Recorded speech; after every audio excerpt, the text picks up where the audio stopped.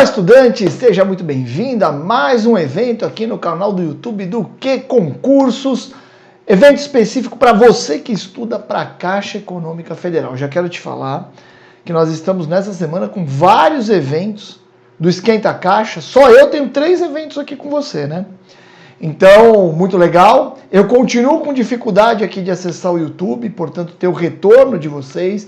Então, a gente vai ter toda aquela interação costumeira que nós temos, né, pessoal? É uma pena, mas mesmo assim, eu vou te convidar para você me seguir no Instagram. Ah, professor, qual é o seu Instagram? @prof_Newman. Como escreve Newman? N-E-W, M de Maria, A de amor, N de Nair. Legal? E também sempre deixo para você aqui um cupom de descontos para você pagar menos em qualquer produto do que concursos. O meu cupom de descontos é o Newman5. Newman é igual do meu nome, N de Nair, E de Eduardo, W, M de Maria, A de amor, N de Nair, seguido do número 5. Pessoal, para a prova da Caixa Econômica Federal, nós temos uma característica particular em que há algumas perguntas sobre produtos bancários. Uma característica de provas da CEF. E, portanto, se nós temos essa característica, nós temos que abordar esse conteúdo aqui na nossa live. Então, hoje eu vou falar de produtos e serviços bancários para você. Várias coisas que eu vou falar aqui você até já conhece cotidianamente na sua relação eventual com alguma instituição financeira, mas nós vamos trazer umas pitadinhas assim de refinação, né? Uma refinação teórica e conceitual para que você consiga ir bem na sua prova. Bom, o material de apoio dessa live ele está disponível no descritivo do vídeo. É só você clicar no descritivo, você vai para uma pasta do Google Drive, procura o meu nome, abre o meu nome, vai no mês de dezembro. Lá em dezembro você vai encontrar o material de apoio dessa live com base na data e hora da realização. Legal? Beleza? Agora que eu já dei todos os recadinhos para você, falando que se você gostar desse evento, não esquece de dar o like, porque é o seu like que dá o feedback para o Que Concursos, para nós sabermos que efetivamente vocês estão gostando das lives, que está sendo útil para a sua preparação. Pessoal, a Caixa Econômica Federal vem aí, hein? Vamos com tudo, vamos junto, vem aqui com o Que Concurso. Estou só vendo meu microfone aqui, parece que está legal. Bom, então vamos lá. Nós vamos falar de produtos e serviços bancários. E eu separei para você aqui 7, produtos / serviços bancários que nós vamos estudar. Nós vamos falar sobre cartões de crédito e cartão de débito. Vamos ver as suas funcionalidades, vamos ver a cobrança de tarifas, vamos ver quando que você tem concessão de crédito efetivamente ao utilizar esses cartões, quando vai ter incidência, do imposto sobre operações financeiras. Nós vamos falar do crédito direto ao consumidor, o famoso CDC, que é uma linha de crédito muito importante das instituições financeiras. Nós trataremos também do CDC com intervenientes, você vai entender o que são esses intervenientes nas operações de crédito direto ao consumidor. Legal? Falaremos do crédito rural, que é uma linha de crédito muito importante, Na Caixa Econômica Federal, o mais importante é o crédito imobiliário. Mas o crédito imobiliário é relativamente simples, por isso tem pouca pergunta, em prova do crédito imobiliário. Não que não tenha, Tem pergunta, mas nós vamos focar mais no crédito rural, porque é uma disciplina mais específica e movimenta valores assim muito expressivos no nosso país, até pela relevância, da atividade agropecuária no nosso país. Falaremos sobre caderneta de poupança, e aí tudo a ver com a Caixa Econômica Federal, já que a Caixa Econômica Federal é o grande agente de financiamento da habitação no nosso país. E lembrando que os depósitos em poupança devem ser direcionados para o financiamento habitacional. Legal? E a Caixa é o grande agente do sistema financeiro da habitação. E, por fim, nós vamos falar um pouquinho sobre os CDBs. Nós vamos falar sobre os certificados de depósito bancário. Normalmente, pessoal, no seu edital? Ou vem produtos e serviços bancários de uma forma mais geral? Ou vem indicados quais são os produtos e serviços que você deve saber? Quando nós temos a indicação dos produtos e serviços no seu edital, são esses produtos e serviços que estão aí. Tá bom? Legal? Então vamos acompanhar comigo? Vamos começar falando sobre os cartões de débito. Bom, então vamos lá. Pessoal, quando nós falamos em cartão de débito, nós estamos pensando no quê? Nós estamos pensando em um cartão em que você tem acesso à sua conta bancária e consegue realizar operações com terceiros, né, que imediatamente são debitadas na sua conta bancária. É isso que nós estamos dizendo quando falamos sobre operações com cartão de débito. Legal?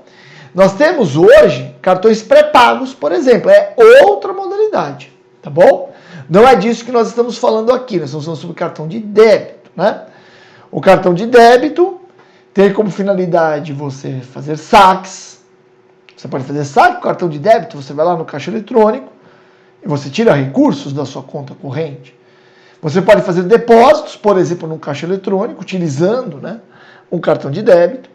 E pode fazer também pagamento de contas por meio de pagamento eletrônico. Hoje, né, nós temos aí o Pix, que eu nem trouxe aqui para você, porque o Pix é uma aula à parte, tá bom? O Pix é uma aula, pessoal, que é uma aula inteira para explicar para você, né? Toda a lógica do Pix, que é uma grande revolução aqui no nosso país, né? Mas então o cartão de débito, ele é uma ferramenta que substitui em grande medida o dinheiro. Legal? Que você paga no débito, ele é como se fosse um dinheiro eletrônico, mas ele não serve só para isso. Como nós vimos aqui, você pode pagar conta com ele, você pode fazer saques, legal? Você pode fazer pagamentos, né? E até realizar o depósito por meio de instituições financeiras. E aí o cartão de débito, ele tem algumas vantagens. E essas vantagens são relevantes de nós entendermos, porque vão diferenciar na nossa cabeça o cartão de débito do cartão de crédito. Veja que no cartão de débito você tem que ter fundos para poder usar esse cartão. Já que ele é um cartão de débito, logo não vai ter incidência de nenhum tributo no fornecimento de cartão de débito para os clientes e na utilização do cartão pelos clientes. Legal? Veja que como não há, né, no cartão de débito, não há a concessão de crédito para a pessoa, não há necessidade de nenhuma análise de crédito, né? Porque eu vou analisar o crédito se eu não estou dando crédito. Quando você abre uma conta bancária, você recebe um cartão de débito vinculado à sua conta bancária. A análise é feita, né, para abertura de conta. E a análise que é feita para abertura de conta, ela é basicamente para evitar sacanagem, para evitar fraude. Quando a gente pensa, né, na abertura de crédito, assim, a gente está pensando nisso, tá bom, pessoal? Esse é o foco, né? Então não é uma análise de crédito quando você abre uma conta bancária, legal? Ver se você não é laranja, se a sua documentação tá ok, beleza? No cartão de débito, não existe encargos. Lógico que não existe encargos, porque eu estou lidando com um recurso que já é meu. O banco pode fazer cobranças, eventualmente, né, pela utilização. Olha, até pode, tá bom? Mas não pode cobrar encargos sobre o cartão de débito, já que você não há um fornecimento de recursos para você do cartão de débito. Legal? Os cartões de débito, como você já sabe, permitem a realização de operações online. Legal? Você consegue utilizar, né, os seus cartões de débito para fazer operações online. Permite o maior controle de gastos do que o cartão de crédito, já que no cartão de débito você está lidando com recursos financeiros que você tem, né? No cartão de crédito você está lidando com recursos financeiros que são disponibilizados a você pela instituição financeira. Legal? E o cartão de débito, ele não é objeto de furto direto. Se você levar o cartão de débito de uma pessoa, você não está levando nada em princípio. Ah, mas ele pode usar o cartão. Se ele usar o cartão, aí você vai ter caracterizado o delito, né, de acesso indevido aos seus fundos bancários. Legal? Mas em princípio o cartãozinho ele não tem um valor intrínseco. Legal? Beleza? Pessoal, a popularização do cartão de débito que nós temos aqui no nosso país, fez cair drasticamente o valor de papel moeda circulando na nossa economia. Eu há muito tempo já quase não uso, né, papel moeda, dinheiro. Né? Por quê? Porque você tem no cartão de débito, você tem acesso à sua conta bancária. Você não precisa, né? Você não precisa ter dinheiro se você tem um cartão de débito, em princípio, já que muitos lugares, hoje praticamente todos, até para você dar uma caixinha no farol, né? O pessoal vem aceitando cartão de débito, maquininha de cartão, ou hoje, mais modernamente, até o Pix. Né? Bom, diferente do cartão de débito, é o cartão de crédito. No cartão de crédito, a instituição vai estar fornecendo um crédito para você. Por quê? Porque no cartão de crédito você gasta primeiro e paga no futuro, vem a fatura do cartão de crédito. E lógico que a instituição financeira corre riscos quando ela te fornece um cartão de crédito, já que você vai gastar primeiro para pagar depois. No fornecimento de um cartão de crédito, será feita uma análise do crédito da pessoa, para verificar se você realmente tem condições, né, de receber aquele cartão. Se você não traz riscos à instituição financeira, riscos de inadimplência.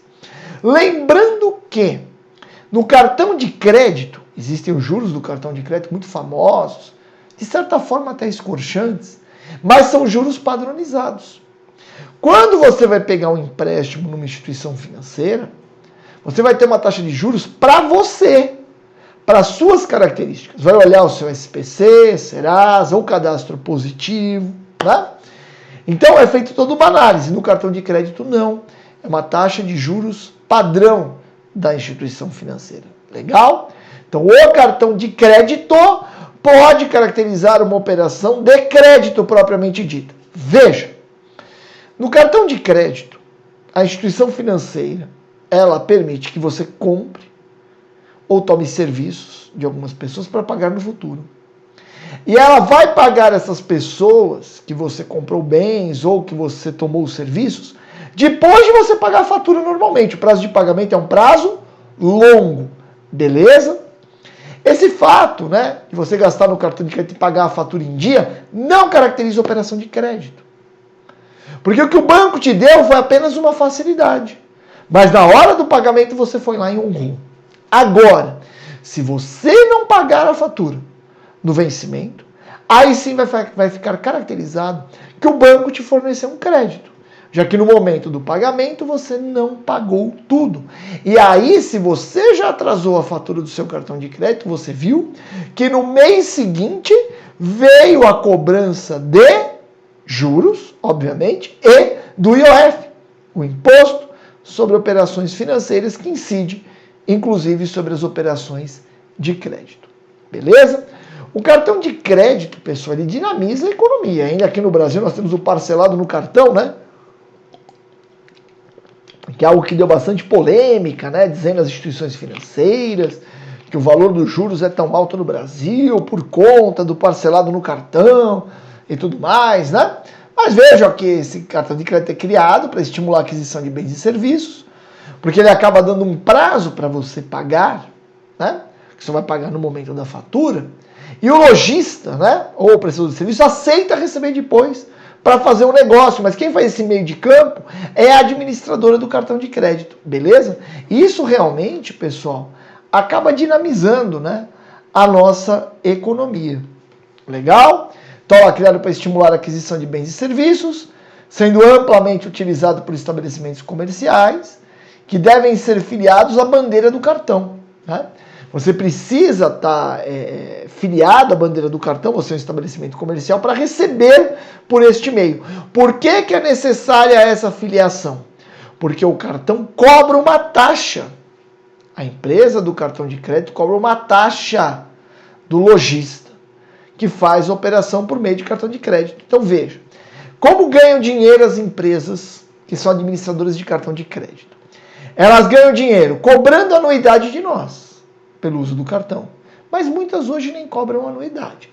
Segundo jeito de ganhar dinheiro, com o prazo, ela normalmente recebe da gente antes de pagar para o lojista ou prestador de serviço.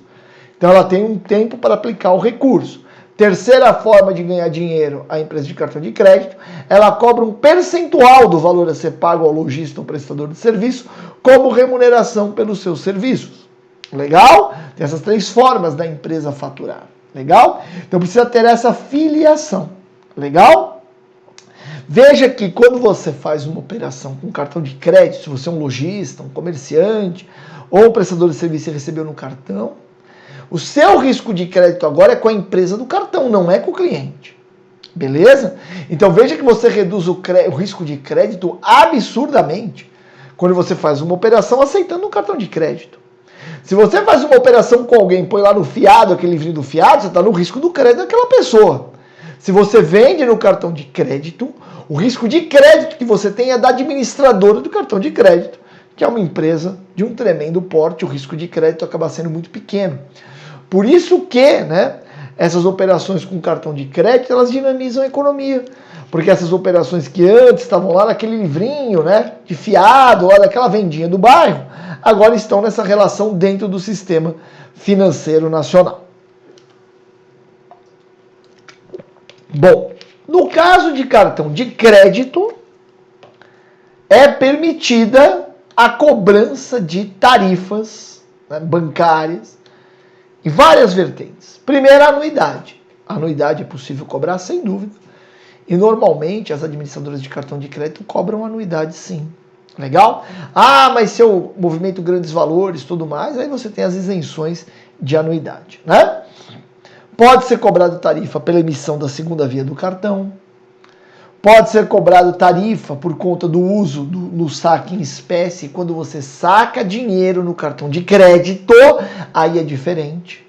Porque aí está tendo uma operação de crédito. Ele está te dando dinheiro hoje para você pagar na fatura lá na frente. Aí vai ter IOF e tudo mais. É uma operação de crédito como qualquer outra. Legal? E ainda pode ter a cobrança de uma tarifa, Você pode ter tarifa pelo uso para pagamento de contas. Nem todas as contas a gente consegue pagar no cartão, mas algumas é possível. Legal? E também podem ser cobradas tarifas, havendo pedido de avaliação emergencial de limite de crédito. Você precisa de uma ampliação do seu limite de crédito e o banco pode cobrar. Então, enquanto o cartão de débito não tem tarifa, você pode ter tarifa da manutenção da conta bancária, mas do cartão propriamente de débito não. No cartão de crédito a situação já é diferente, você pode ter tarifas cobradas pelos bancos. Aí veja que aí o banco vai ganhar dinheiro com isso. O banco vai ganhar dinheiro com isso, a administradora do cartão, se não for o mesmo que o banco, vai ganhar dinheiro com isso, cobrando esses valores de você. Legal? Aí nós temos alguns tipos de cartão de crédito. Eu quero passar nesses tipos aqui com você, só para você entender essas modalidades. Legal? A gente, às vezes utiliza cartão de crédito e nem tem ideia, que existem essas modalidades, que existem esses tipos de cartão disponíveis aí no mercado, pessoal? Então vamos lá? Bom, o primeiro é o cartão de afinidade.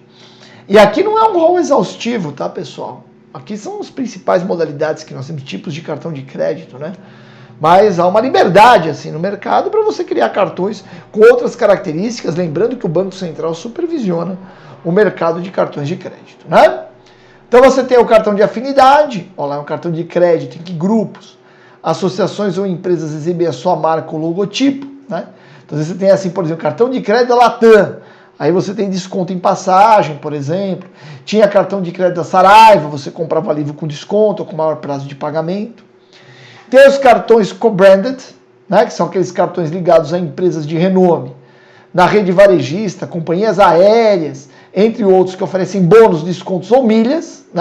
Então você tem primeiro o de afinidade, que fica mais para associações ou empresas, E aí você tem aí uma parceria, e esse que eu falei da companhia aérea, tudo mais da Saraiva, ficaria mais como co-branded, legal?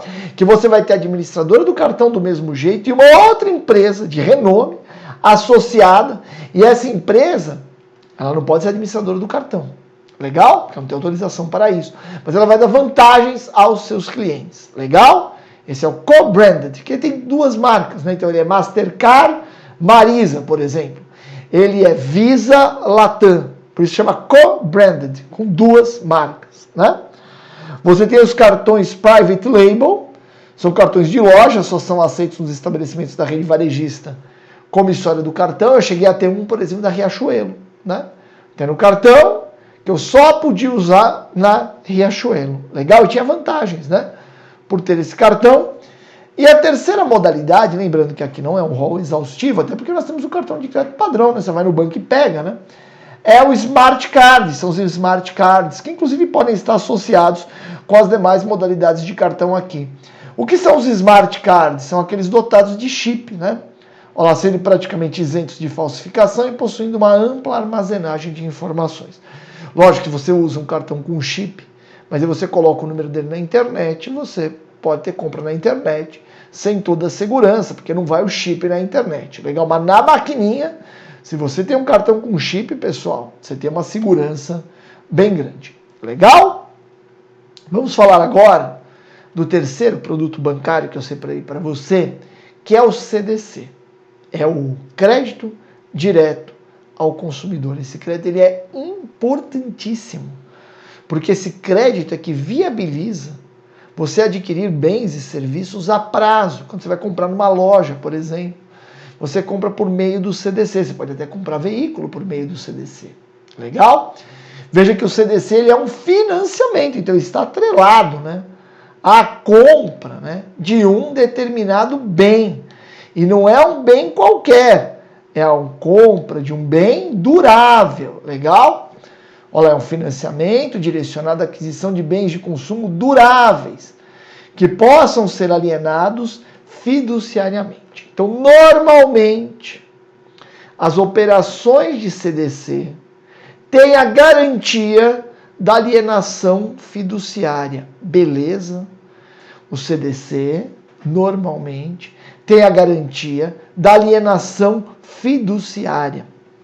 Nós estudamos, se você não viu meus eventos sobre garantias bancárias, assista aqui no canal do Que Concursos, né? Alienação fiduciária em garantia. Você adquire um bem, ele fica alienado, vendido, né, para a instituição que está te financiando, e essa instituição tem essa alienação na fidúcia, né, na confiança de você pagando aquele financiamento, a instituição transfere o bem para você. É um contrato todo regulado, beleza? Então, normalmente, o financiamento ao consumidor, né, de bens duráveis, falei para vocês, por exemplo, de veículos, né, é feito com a garantia da alienação fiduciária.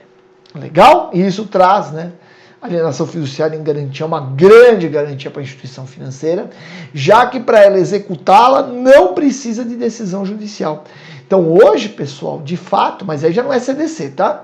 A alienação fiduciária vai além do CDC. O CDC normalmente é com alienação fiduciária. Não precisa. Eu posso ter um CDC sem alienação fiduciária, beleza? Mas normalmente tem. Agora, hoje, alienação fiduciária é muito comum também nos contratos de financiamento imobiliário. Por quê? Porque quando tem uma hipoteca, quando a garantia do banco é a hipoteca, o banco precisa de uma decisão judicial para executar a hipoteca. Já na alienação fiduciária não precisa de decisão judicial, porque o credor, a instituição financeira credora, ela já fica com a propriedade do bem. E a inadimplência, né, do consumidor aqui no CDC permite que a instituição financeira pegue o bem e venda ele no mercado. Lógico que a instituição vende o bem no mercado, quita a dívida, né, e eventual saldo remanescente tem que devolver para o devedor. Legal? Porque você comprou, né, às vezes um produto em 50 parcelas, pagou 48, faltou só as duas últimas e não deu. A instituição pega o bem, vende, lógico que ele vai valer muito mais do que apenas duas parcelas. Legal? Exceto se ele tiver detonado, né? Se tiver tratado mal dele, é capaz de ele não valer nem as duas, né? Bom, vamos ver as principais características do CDC. E o CDC que nós estamos falando aqui, pessoal, é o crédito direto ao consumidor de bens de consumo duráveis. Legal? Primeiro que não tem prazo definido pelo Banco Central. Então, esse prazo, ele vai ser definido pelas próprias partes da operação. Legal? Mas normalmente, né, é de até 72 meses. Por que o prazo normalmente é de até 72 meses? Porque no CDC, normalmente ele é feito em conjunto com a garantia da alienação fiduciária em garantia. E se a garantia do banco é o bem, e eu colocar um prazo muito longo, o bem perece. E aí o banco fica sem garantia nenhuma lá no final do contrato. Entendeu? Por isso que o prazo normalmente não é muito grande. Legal? Normalmente esse prazo gira ao torno de 72 meses, pode ser menos, pode ser mais. O CDC admite taxa pré-fixada ou pós-fixada, você sabe a diferença disso, né? A taxa pré, você já define a taxa de juros, a pós-fixada ela depende de alguma variação futura, você não sabe. Por exemplo, eu vou no CDC hoje e vou pagar 2,5% ao mês de juros, pré-fixado. Agora eu peguei um CDC e eu vou pagar taxa mensal, a variação da inflação IPCA mais 0,5%. Aí nesse caso é uma taxa pós-fixada, eu só vou saber o valor dos juros conforme for passando o tempo. Legal? O pagamento do CDC é por meio de parcelas periódicas, que normalmente são mensais, e se exige obrigatoriamente o seguro do bem alienado, enquanto durar o prazo da operação. A instituição financeira já enfia esse seguro, porque ela não quer ficar com risco, já que o bem da operação é a garantia da própria instituição financeira contra o inadimplemento. Bom, aí nós temos o CDC com interveniência. Né? Esse CDC com interveniência continua sendo um CDC, mas ele tem uma particularidade muito importante. Vamos ler comigo? Está aí na sua tela. Olha lá. O CDC com interveniência é uma modalidade de financiamento, né? Mas ele surge com as grandes empresas especializadas no mercado varejista e que possuíam tradição em vendas financiadas. Venda financiada é quando o próprio vendedor te financia. Sabe aquele carnezinho que você paga em algumas lojas? Isso é venda financiada, é sem intermediação financeira. Legal? Só que às vezes começa a ficar caro para o varejista fazer isso. Então ele vai se apoiar numa instituição financeira para continuar fazendo as operações como ele normalmente fazia. Mas agora ele vai captar recursos por meio de uma instituição financeira. Né? Então olha lá de novo. O que é o CDC com interveniência? Faltou um acento circunflexo aí, né, pessoal? Olha lá, é uma modalidade de financiamento que surgiu com as grandes empresas especializadas em mercado varejista e que possuíam tradição em vendas financiadas, já que nessa modalidade, olha o que acontece, os bancos financiam as empresas, que por sua vez financiam o cliente, proporcionando assim prazos maiores aos clientes. Compreendeu? Então, aquelas empresas que normalmente faziam vendas financiadas, você pagava o carnê para a empresa, essas empresas começam a falar, poxa, mas fica caro isso para mim, eu tenho que empregar recursos meus nessa operação, já que eu que estou financiando o cliente. Vou captar com o banco, eu capto com o banco e eu empresto, entendeu? São três partes, por isso é um CDC com interveniência. Quem é o interveniente? A loja, o lojista, legal? Notadamente um grande varejista, né?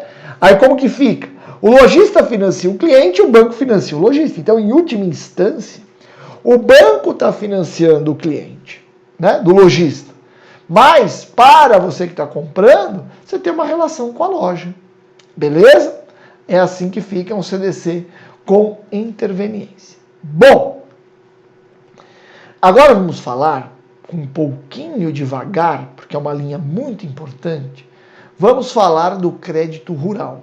Você escuta, né, o Plano Safra, por exemplo, não escuta? Recursos destinados ao Plano Safra. O governo participa ativamente do financiamento na área rural do Brasil. Mas você não vai pegar o recurso direto com o governo, você vai pegar com os agentes, com as instituições financeiras. A grande instituição financeira que financia a área rural no nosso país é o Banco do Brasil, mas não que não exista também nas demais instituições financeiras. Legal? Veja, pessoal, que o crédito rural, quando a gente fala, né, em crédito rural, ele está relacionado ao suprimento de recursos financeiros destinados exclusivamente ao incremento de atividades agrícolas. Ou seja, um dinheiro que você recebe carimbado para executar a atividade rural. Não pode pegar aquele dinheiro e comprar um Porsche Cayenne. Se você é um produtor rural, não pode. Legal? Ele tem a característica, né, de um financiamento, ou seja, ele tem um uso específico predeterminado. Legal? Veja que o crédito rural, eu tenho três linhas de crédito rural. E é importante você entender isso. Né? Eu tenho o crédito rural de custeio. é para aquele dia a dia da sua produção rural. Comprar semente, comprar uma ferramenta que você vai usar, comprar o adubo, né? É um crédito de custeio. Além do crédito de custeio, você tem o crédito de investimento. São aquelas benfeitorias duradouras que você faz no imóvel, máquinas e equipamentos de longo prazo de utilização, né? Aí você vai ter uma linha de crédito rural de investimento, que inclusive vai ser acompanhado esse investimento pela instituição financeira, pode ser acompanhado. E ainda na área rural nós temos uma terceira linha de crédito, que é muito importante, que é a linha de crédito relativa à comercialização. É você dar dinheiro para o produtor rural para viabilizar a comercialização da sua produção no mercado. Beleza? Então nós temos 3 grandes linhas dentro do crédito rural. Linha de crédito para o custeio, linha de crédito para o investimento e linha de crédito para a comercialização. Legal? Bom, olha lá.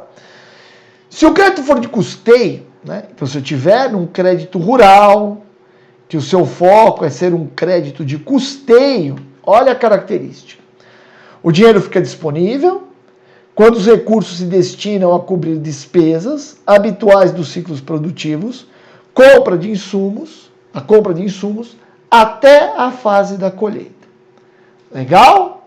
Esse é um gasto de custeio, até a fase da colheita. Depois da colheita, para colocar o produto no mercado, aí você vai ter o crédito de comercialização.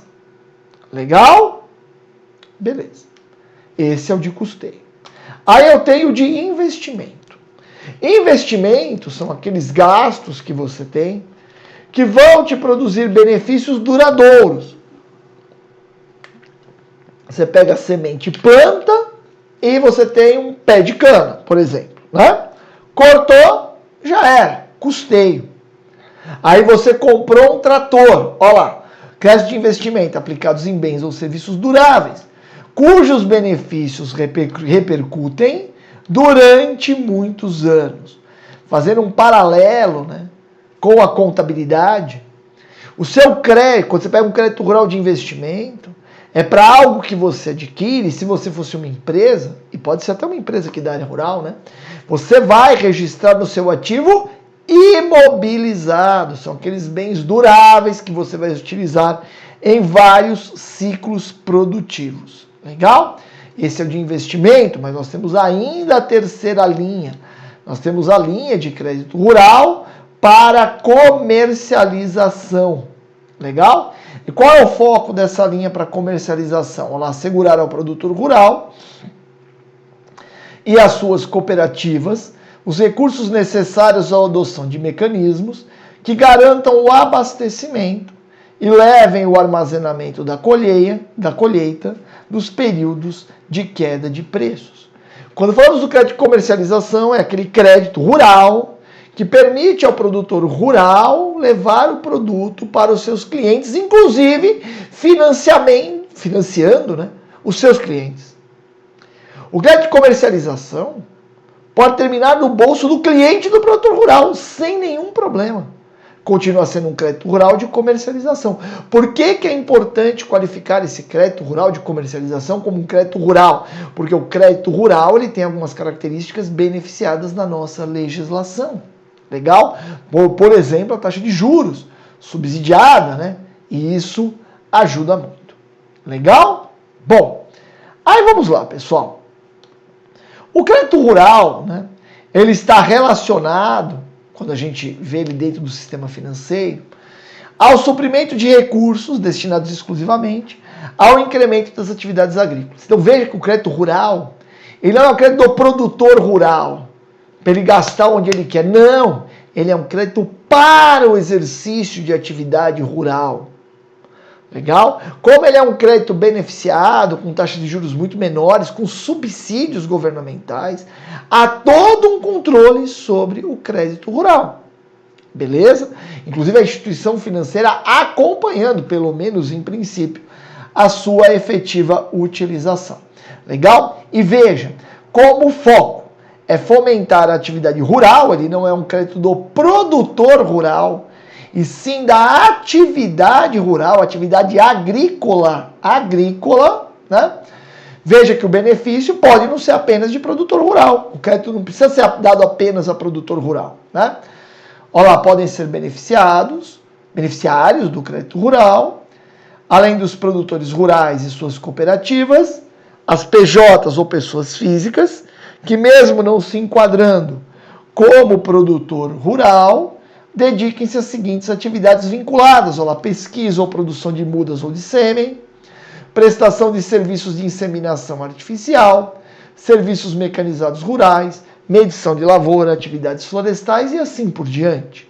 Ou seja, tudo aquilo que colabora para uma atividade rural mais pujante na nossa economia pode ser objeto de financiamento bancário por linha de crédito rural.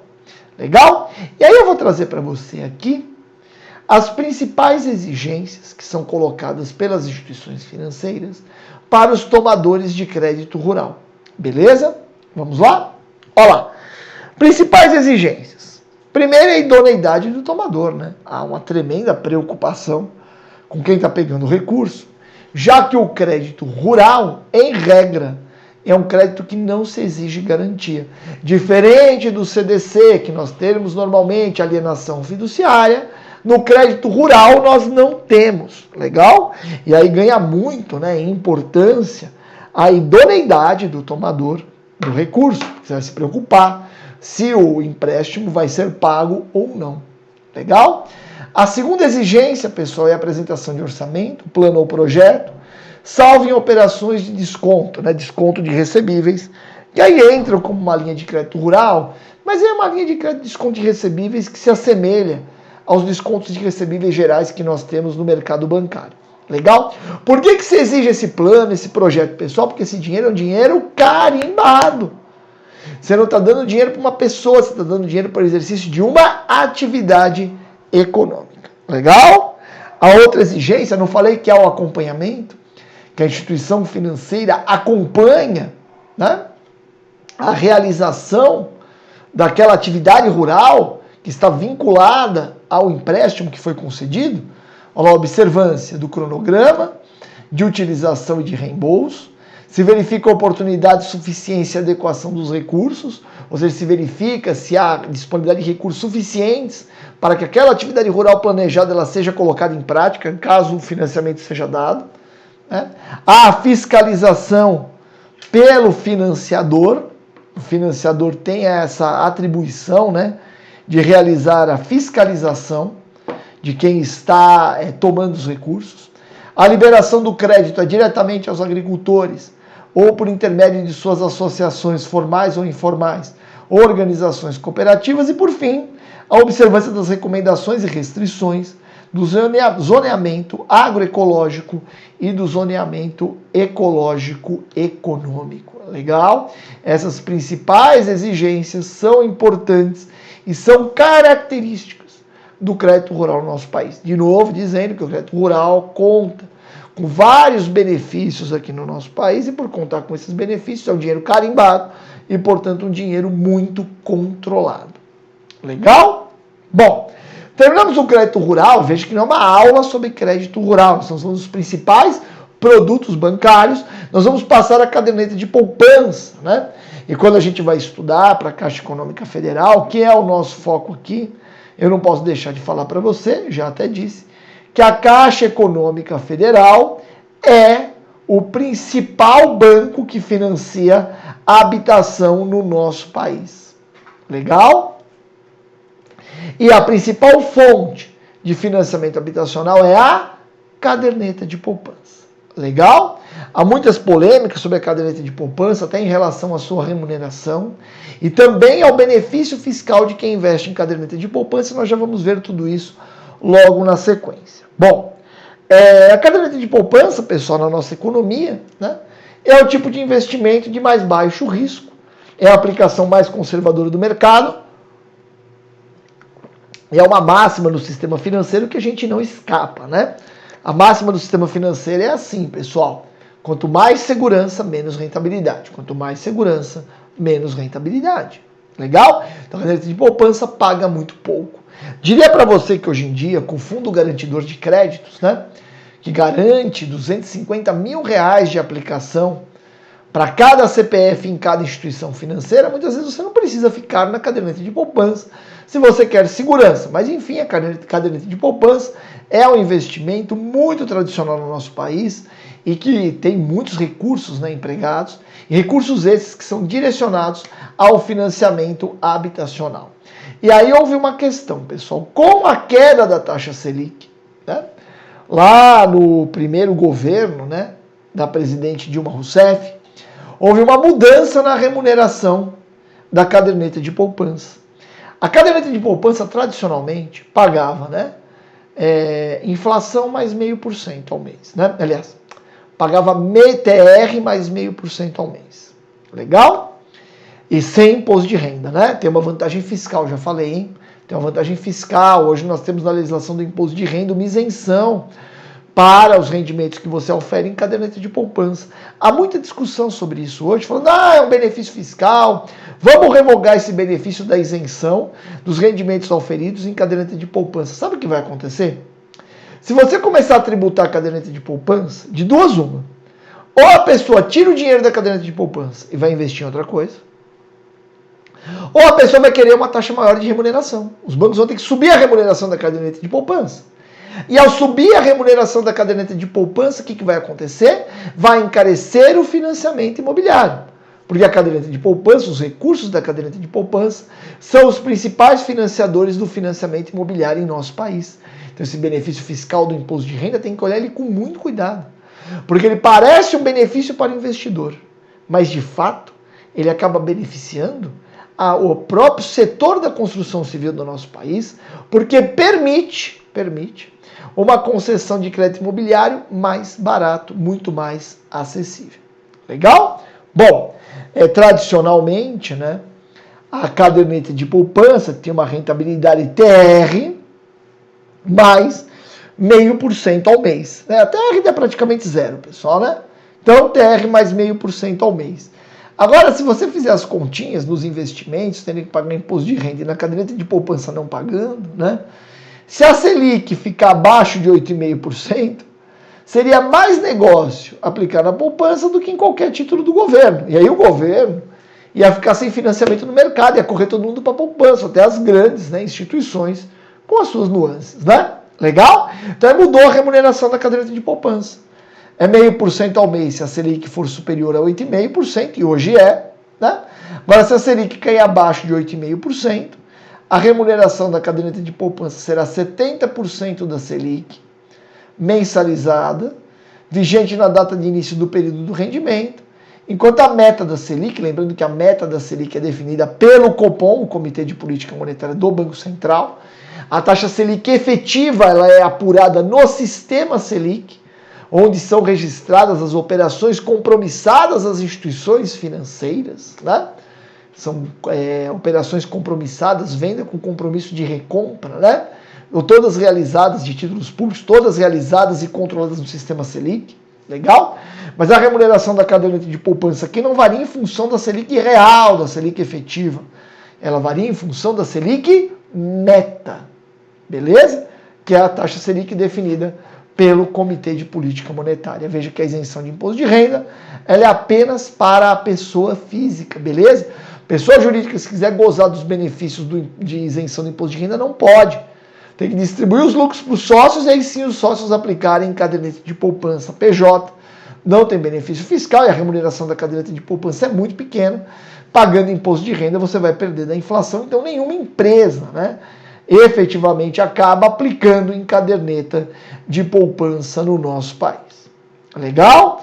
Agora nós vamos falar, pessoal, sobre o CDB e vamos resolver algumas questões de fixação, né? Para terminarmos a nossa aula, né? Tá faltando só eu passar para vocês o CDB. Bom, CDBs, pessoal, são instrumentos de captação de recursos pelas instituições financeiras, mas quando ela emite um CDB, a instituição financeira vai ter que pagar uma remuneração por ele. Diferente de quando você faz um depósito na sua conta corrente numa instituição financeira, que não tem remuneração, a instituição financeira que recebe depósitos à vista, ela tem a aptidão de captar recursos no mercado sem encargos, né? Quando a instituição capta recursos por meio de um CDB, ela tem encargos nesse recurso financeiro que foi captado. Beleza? Legal? É um instrumento de captação de recursos, né? Os bancos de investimento, por exemplo, que não podem receber depósitos à vista. Uma das formas de captação de recursos, né, dos bancos de investimento é mediante a emissão de certificados de depósitos bancários. Legal? Veja que os CDBs são títulos nominativos emitidos pelos bancos e vendidos ao público como forma de captar recursos. Beleza? E aí, lógico, você só vai comprar um CDB se valer a pena. Então o banco vai ter que te remunerar. Muitas vezes a remuneração do CDB ela é estabelecida como um percentual do CDI, né? O CDI é a taxa praticada no interbancário, entre os bancos, troca de dinheiro entre os bancos. O CDI hoje no Brasil é um pouquinho inferior à taxa Selic e o banco normalmente emite o CDB pagando um percentual do CDI. Bancos grandes pagam um percentual menor que 100% do CDI, bancos pequenos que estão com dificuldade de rolar, né, as suas obrigações no mercado acabam pagando até mais do que 100% do CDI. Mas fica de olho, que sempre que a remuneração é mais alta, você já sabe que o risco também é maior. Legal? Veja que os CDBs são negociados a partir de uma taxa bruta de juros anual, como eu te falei, né? Pode ser pré, pode ser pós, né? E não levam em consideração a tributação ou a inflação. É possível hoje ter CDB vinculado à inflação? Sim, o Banco Central permite hoje, tá bom? É possível ter inflação mais alguma coisa no CDB, mas não é o comum. Os bancos normalmente emitem o CDB vinculado apenas ao CDI. Legal?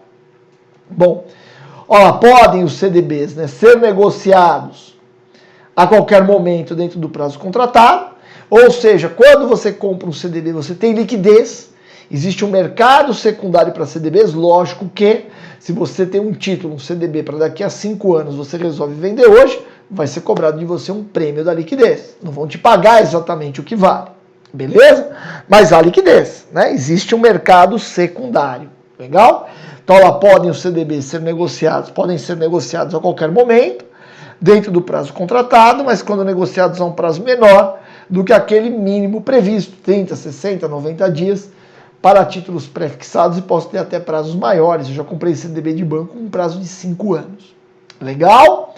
Beleza? Bom, aí tem as modalidades, né, de CDB. Primeiro o pré-fixado, em que você já sabe a rentabilidade desde o início da operação. Então eu vou te pagar 10% ao ano, vou te pagar 11% ao ano e tem o prazo de vencimento até daqui a 2 anos, 3 anos e assim por diante. Você entra nesse CDB se quiser. O CDB prefixado ele é mais arriscado do que o CDB pós-fixado, porque no CDB pós-fixado você tem a vinculação, né, desse CDB a algum indexador. Como eu te falei, normalmente os bancos emitem um CDB vinculado ao CDI, né, o valor do DI na realidade, né? Que é a taxa de remuneração dos depósitos interbancários, as operações de troca de recursos entre as instituições financeiras. Legal? E aí, normalmente, aqui você tem um percentual do CDI, né? Beleza? E também tem o CDB com swap, né? E aqui é interessante, né? Você tem um CDB que você vai ter risco, porque ele vai vir, vai ter o seu valor atrelado a alguns indexadores. É possível, é muito raro esse CDB com swap, mas é possível nós termos. Legal? Com isso nós terminamos a teoria dessa aula, né? São os principais produtos bancários que eu quis trazer para você. E agora nós vamos resolver questões de fixação para fecharmos a nossa aula. Vamos lá comigo? Tá aí na sua tela a primeira questão. Eu infelizmente estou sem o meu retorno, então não vou conseguir interagir com vocês. Mas eu peço encarecidamente, pessoal, que vocês resolvam a questão, né? Porque quando você resolve aqui, você não erra depois na sua prova, né? Então isso é muito importante, né? Você aproveitar essas oportunidades aqui para fixar um pouco melhor o seu entendimento, né? Aqui a questão é de 2020, da banca Vunesp, né? E é uma questão sobre CDB, ó, assinale a alternativa correta sobre o CDB. Eu vou ler, você já pode ir respondendo, né? Olha, é uma obrigação de pagamento passada de um capital aplicado em depósito a prazo fixo em instituições financeiras. É isso que é um CDB? é uma obrigação de pagamento passada de um capital aplicado em depósito a prazo fixo? É isso? Alternativa B. Não incide R sobre o rendimento produzido pelo CDB. Opa! Que eu falei do benefício fiscal do IR? Qual é o investimento que não tem IR? Poupança! O CDB tem IR sim, seja ele adquirido por pessoa física ou por pessoa jurídica. Legal? Alternativa C. Não pode ser negociado antes do seu vencimento. E o mercado secundário, que eu falei para você? E o prêmio de liquidez que te cobram quando você quer transformar em dinheiro, né, aquele seu CDB. Alternativa D. Se for prefixado, é informado ao investidor no momento da aplicação quando o CDB irá pagar o seu vencimento. Sim, que o prefixado é isso. Eu já sei a remuneração do CDB desde o seu início, beleza? Então a nossa resposta é a alternativa D de dado. Vamos passar no comentário mais popular aqui na nossa comunidade. Ó. Alternativa A, está errado falar que é uma obrigação de pagamento passada. O CDB não. Você capta com o CDB para pagar no futuro. Alternativa B, ó, não incide imposto de renda. Errado. A rentabilidade de um CDB sofre desconto do imposto de renda, que pode variar entre 15% e 22,5% na data do vencimento do título. Depende do prazo, né, que você ficou com o recurso aplicado para saber a alíquota do seu imposto de renda. Alternativa C, ó, não pode ser negociado antes do seu vencimento. Errado. Essa é a principal diferença entre o CDB e o RDB. O CDB pode ser negociado antes do seu vencimento. O RDB é inegociável e intransferível. Legal? A alternativa D é a alternativa correta, como eu já falei para vocês, né? Olha lá, se for prefixado, desde o início você sabe qual é o valor dos juros, né? Já que ele é prefixado, para você saber se você quer comprar ou não. E por fim, ó, que nós nem vimos a alternativa E, né? Trata-se de um título de alto risco, visto que está vinculado à solvência da instituição financeira. Não é errado dizer que está vinculado, né, o CDB, à solvência da instituição financeira. Não está errado, né? Não está errado, porque o devedor é a instituição financeira. Contudo, lembra que eu falei do Fundo Garantidor de Crédito? O Fundo Garantidor de Crédito garante os CDBs até um certo limite. Legal? Até R$250 mil por CPF por instituição financeira, o Fundo Garantidor de Crédito assegura, né, que os investidores não perderão dinheiro. Legal? Olha lá, assim como na poupança, os investimentos em CDB, que não ultrapassarem o valor de até R$250 mil por CPF por instituição financeira, né, tem a proteção do FGC. Portanto, mesmo se a instituição financeira vier à falência, terá garantidas as quantias investidas até o limite. Né? Então, você tem um risco se estiver acima de 250 mil. Se estiver abaixo, não tem risco. Portanto, resposta correta, alternativa D de dado. E agora nós vamos a mais uma questão de fixação para fecharmos a nossa aula. Né? E aí, olha lá. 2018, Sesgran Rio, Banco da Amazônia. As sucessivas reduções na taxa básica de juros, a Selic, impactam a decisão dos investidores com relação à poupança. Sobre as cadernetas de poupança, tem-se que... Aí vamos ler as alternativas, você já vai respondendo. Vamos passar no comentário mais popular do que concurso e respondermos a questão. Né?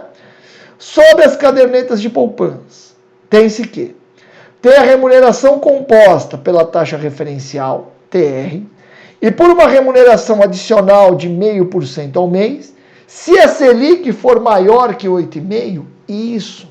Se a Selic é menor que 8,5%, você ganha 70% da Selic mais a TR. Então a alternativa A é a alternativa correta, já acabei dando a resposta, né? Ó, tem a remuneração creditada no último dia útil de cada mês, nada a ver. Tem incidência de imposto de renda? Não. Você tem isenção de imposto de renda sobre os rendimentos oferidos em caderneta de poupança. São passíveis de cobrança de taxas administrativas? Não. A vedação do Banco Central em relação a isso. A alternativa E não são garantidas pelo FGC. Errado. são garantidas pelo FGC sim. Beleza? Vamos ver o comentário mais popular aqui do QC? Tá aí na sua tela. Vamos lá? É um comentário bem legal e relativamente extenso, né? Olha lá, sucessivas reduções na taxa básica de juros da Selic impactam a decisão dos investidores e tal. Daí tem a alternativa A. Correto. O rendimento da poupança está relacionado à taxa Selic, né? A taxa referencial. Taxa Selic é a taxa referencial. O cálculo é o seguinte: sempre que a Selic estiver abaixo de 8,5, a correção da poupança é equivalente a 70% do valor da Selic mais a TR. E quando a Selic for maior que 8,5, o rendimento da poupança será TR mais 0,5% ao mês. A alternativa B tem a remuneração creditada no último dia útil do mês. Errado, né?